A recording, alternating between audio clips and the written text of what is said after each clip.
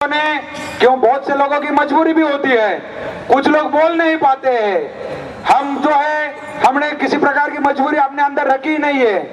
अगर मजबूरी रखनी होती, हमको किस प्रकार का लालच होता तो ये स्कूल क्यों बनवाते हम यहाँ पर झोपड़पट्टी नहीं बनाते।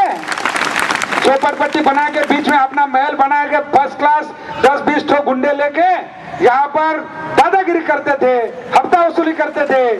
बताइए, अभी गणपति चल रहा है, हमने कभी किसी से चंदा मांगा है? चुनाव ने हमने कभी किसी को दम दिया है?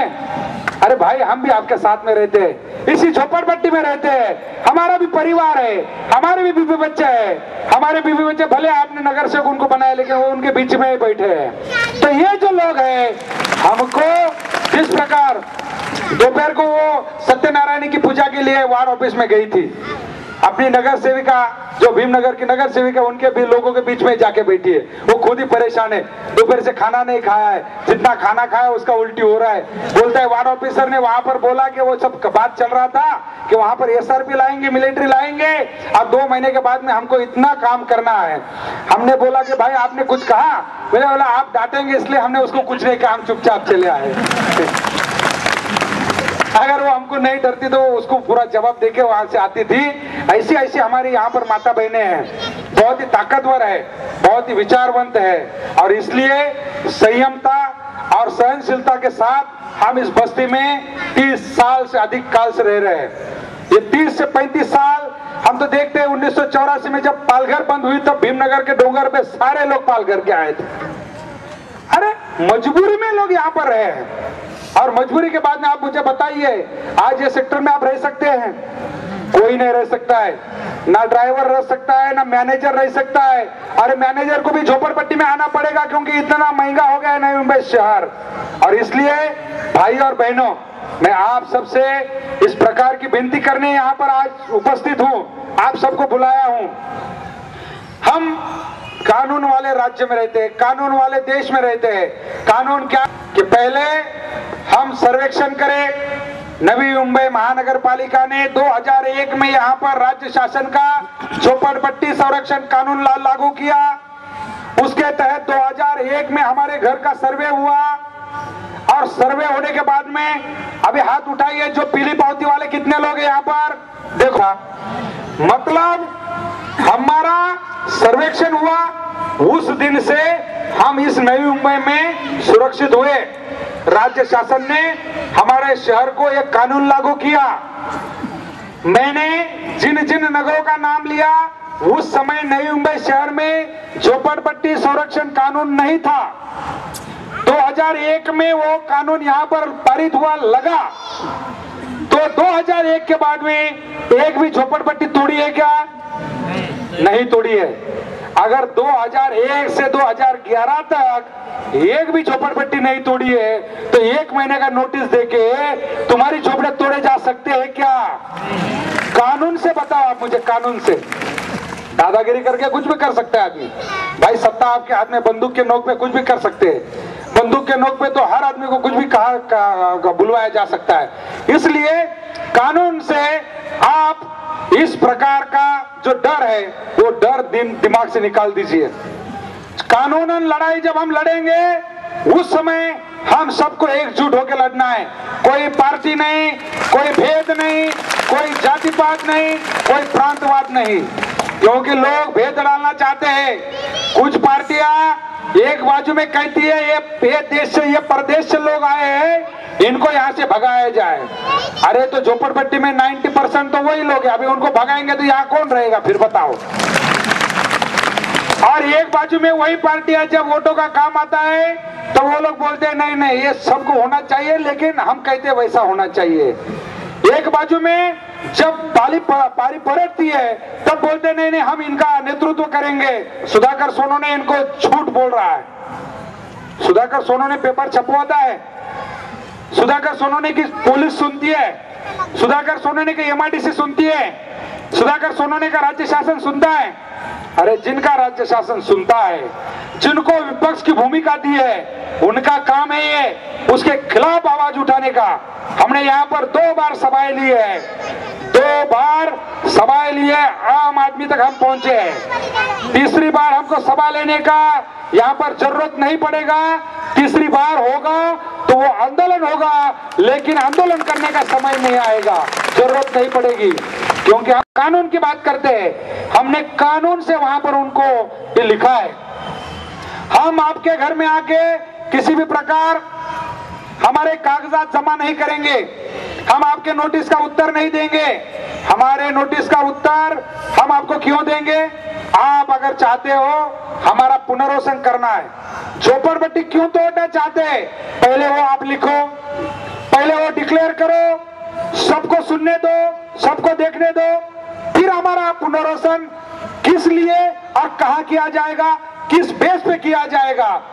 नहीं तो बोलेंगे यहाँ की भूमि हमको तोड़नी है, डोंगर पे बंगले बनाने हैं और तुमको उलवा के साइड में घर देना है, ये चलेगा?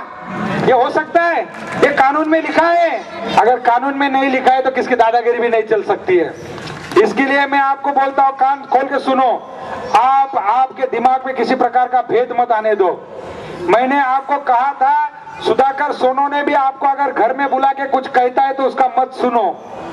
मैं अपने आप को भी कहता हूं, जो भी कहना है खुले मैदान में कहेंगे, सबके साथ रहेंगे। हमारे 20 हाथ ऊपर जो थे वो 20 लोग अगर कागजात देंगे, बाकी लोग क्या करेंगे? और ये बाकी लोग जाके कागजात देंगे तो वो तो कहेंगे भाई ये तो सब अपात्र है, चलो बुलडोजर लेके ये बस्ती पे पहले जाते हैं। तो ये आ बैल मुझे मार वाली बात हो जाएगी। इसलिए आपको किसी भी प्रकार नोटिस नहीं देनी है। आपको इसके बाद में वो लोग पोस्ट से भेजेंगे आपके घर में। उस समय भी आधे लोगों को नोटिस आएगा। कितने लोगों को? आधे लोगों को। फिर लोग हड़कंप मचाएंगे, अरे इनको मिला है, मुझे नहीं मिला है, इनको मिला है। आदमी की लूट कब होती है? आदमी कब लूटा जाता है? जब आदमी गुमराह हो जाता है, तब जाके भेद हो या किसी प्रकार की दंडेली हो तो उसमें आदमी लूटा जाता है। तो यहाँ पर इस प्रकार का भेद बनाया जाएगा, जैसे कि पेपर में आधे लोगों के नाम आए, आधे लोगों के आए नहीं।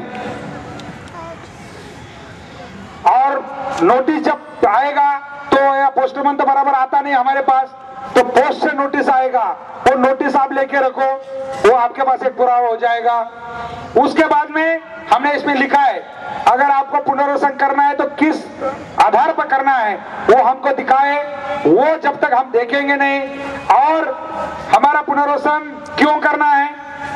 पुनर्वसन का कानून दो चीजों के लिए बनाया गया है। किस लिए बनाया गया है?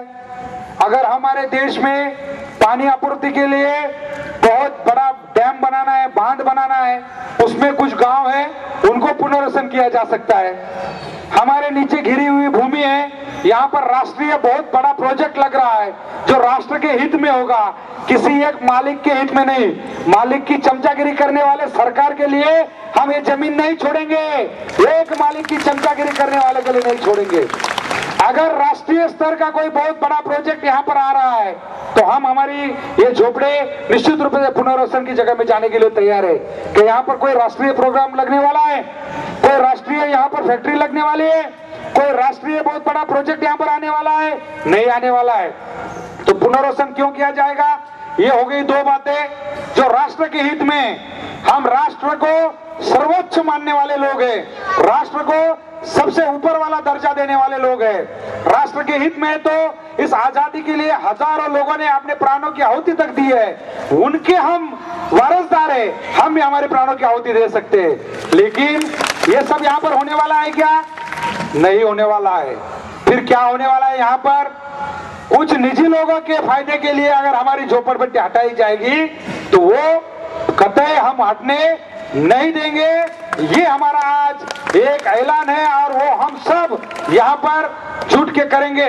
दूसरी बात, दूसरा एक मतलब जो पुनर्वसन का दूसरा एक अर्थ है जिसके लिए कानून बना है, इसे गलिच्छ वस्ती कहा जाता है। कानून से क्या कहता है उसको? झोपड़पट्टी नहीं, गलिच्छ वस्ती। गलिच्छ वस्ती सुधारना। गलिच्छ वस्ती सुधारना का मतलब क्या होता है? आप जहां पर रहते हो वहां आपको शुद्ध हवा नहीं मिलती है, शुद्ध पानी नहीं मिलता है, आपको नजदीक स्कूल नहीं है, आपको वहां पर खेलकूद का मैदान नहीं है, आपको वहां पर अस्पताल नहीं है, आपको पीने के पानी की आपूर्ति बराबर नहीं है, वो सब करने के लिए जैसे आप यहाँ पर बैठे हैं पूरे यहाँ से, मैं यहाँ से दौड़ लगाऊंगा तो नहीं जा पाऊंगा, मुझे रास्ते से जाना पड़ेगा।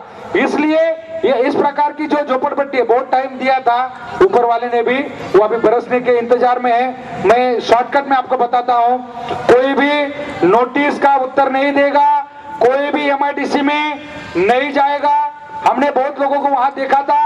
आप लोगों को मैं कहता हूँ, ये जो आंदोलन है, बसा जब थोड़ा बारिश आएगा, थोड़ा गर्मी भी हो गया है, या ठिकाणी आपला हे जे आंदोलन आहे, या ठिकाणी तुम्हाला सूचना देण्यासाठी मी या ठिकाणी बोलवलंय। उद्यापासून कोणीही MIDCच्या ऑफिसला किंवा कुणालाही तुमच्या घरी ज्यावेळेस येतील, पोस्टाने काही लोक तुम्हाला पाठवतील, एकदा त्यांनी पेपर मध्ये पाठवलं, नंतर ते पोस्टामध्ये पाठवतील आणि त्याच्यानंतर तुमच्या घरावर चिटकवतील, त्यावेळेस त्याच्या पुढची जी रणनीती आहे त्यावेळेस ती केली जाईल। तोपर्यंत आपण कुठल्याही प्रकारचं आंदोलन करायचं नाही, कुठल्याही प्रकारे कामाचा खाडा करायचा नाही, आपण आपल्या घरामध्ये त्या ठिकाणी राहायचं, एक साथ राहायचं।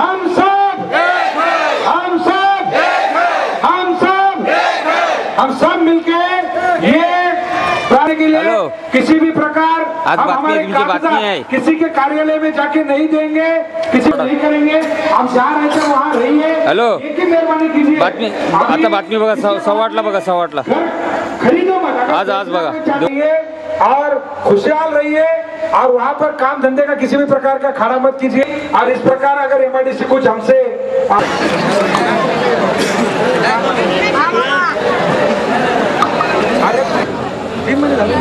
जस्ट महिने झाले असेल। काय चालेल, काय नाही, काय